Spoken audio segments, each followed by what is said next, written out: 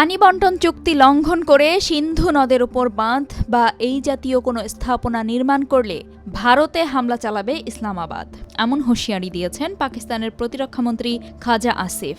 2 মে পাকিস্তানি সংবাদ মাধ্যম জিও নিউজের নয়া পাকিস্তান অনুষ্ঠানে এই হুঁশিয়ারি দেন তিনি।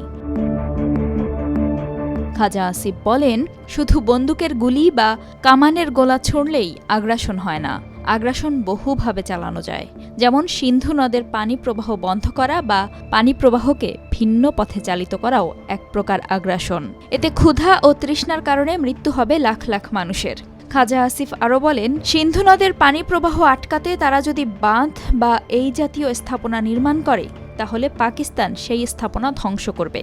তবে আপাতত আমরা আন্তর্জাতিক বিভিন্ন ফোরামে বিষয়টি নিয়ে আলোচনা করছি এবং পরিস্থিতি নিবিড়ভাবে পর্যবেক্ষণ করছি।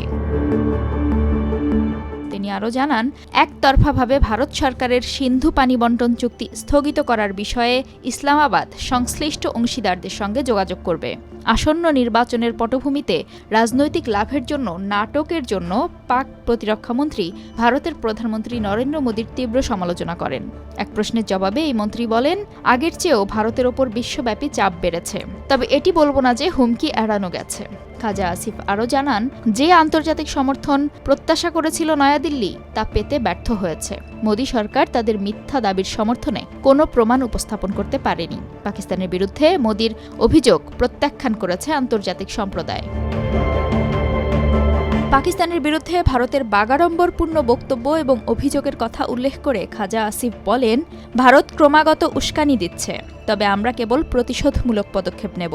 মূলত কাশ্মীরের পেহেলগাঁওয়ে সন্ত্রাসী হামলায় ২৬ জন নিহতের ঘটনার পর থেকে তীব্র উত্তেজনা বিরাজ করছে দুই প্রতিবেশী দেশ ভারত ও পাকিস্তানের মধ্যে। হামলার জন্য আনুষ্ঠানিকভাবে ভারত পাকিস্তানকে দায়ী করেনি, তবে তাৎক্ষণিকভাবে পাকিস্তানিদের ভিসা বাতিল, কূটনীতিক বহিষ্কার ও সিন্ধু নদের পানি বণ্টন চুক্তি স্থগিতের মতো বেশ কয়েকটি কঠোর পদক্ষেপ নেয়।